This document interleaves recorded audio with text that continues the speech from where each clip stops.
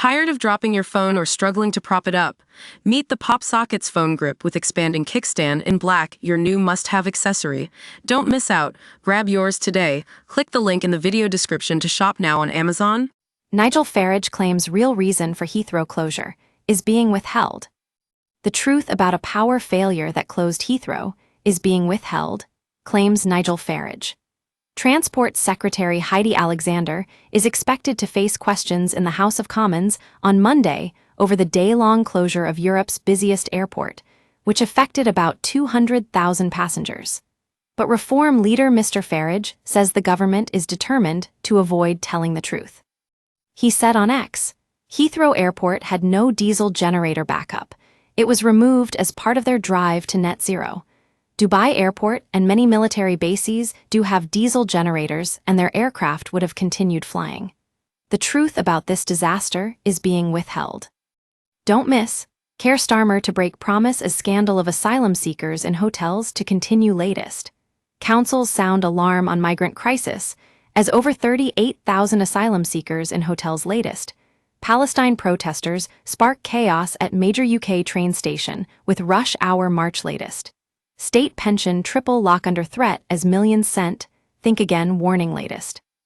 There is currently no clear explanation for the closure, which came after a fire knocked out an electricity substation in Hayes, near Heathrow, on Thursday evening. Initially, it was thought Heathrow did not have enough power to operate, and flights were not able to resume until Friday evening. However, the chief executive of National Grid has insisted Heathrow Airport had enough power from remaining substations despite Friday's shutdown. John Pettigrew said 2 substations were always available for the distribution network companies and Heathrow to take power.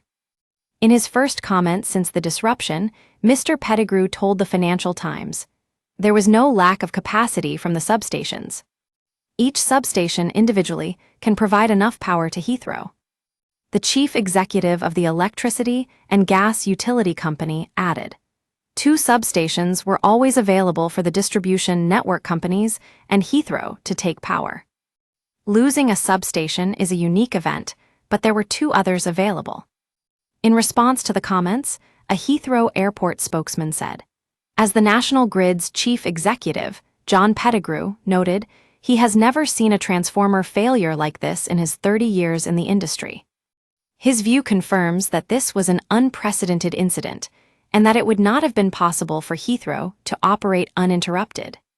Hundreds of critical systems across the airport were required to be safely powered down and then safely and systematically rebooted. Given Heathrow's size and operational complexity, safely restarting operations after a disruption of this magnitude was a significant challenge. Don't miss, Donald Trump trade deal is possible because of Brexit, says Jeremy Hunt latest. Fury as Labour buries bad news on cuts that could save just £100 latest. Liz Kendall says young people will be pushed to join the army latest. Date Labour's 6 BN cuts in DWP benefits comes into effect latest. We use your sign-up to provide content in ways you've consented to and to improve our understanding of you. This may include adverts from us and third parties based on our understanding. You can unsubscribe at any time. Read our privacy policy. Ed Miliband has ordered the National Energy System Operator, NESO, to urgently investigate the power outage caused by the substation fire. The Energy Secretary is working with regulator Ofgem and using powers under the Energy Act to formally launch the grid operator's investigation. NESO is expected to report to the Department for Energy Security and Net Zero and Ofgem, with initial findings within 6 weeks. Counterterrorism officers from the Metropolitan Police initially led the investigation, but the force said the fire is not believed to be suspicious. London Fire Brigade is now leading a probe that will focus on the electrical distribution equipment. Meanwhile, an internal review of the airport's crisis management plans and its response to Friday's power outage will be undertaken by former Transport Secretary Ruth Kelly, who is an independent member of Heathrow's board. A Heathrow spokesman said, "In line with our airline partners, our objective was to reopen as soon as safely and practically possible after the fire. The emergency services and hundreds of airport colleagues worked tirelessly throughout Friday to ensure the safe reopening of the airport. Their success meant that over the weekend, we were able to focus on operating a full schedule of over 2,500 flights and serving over 400,000 passengers.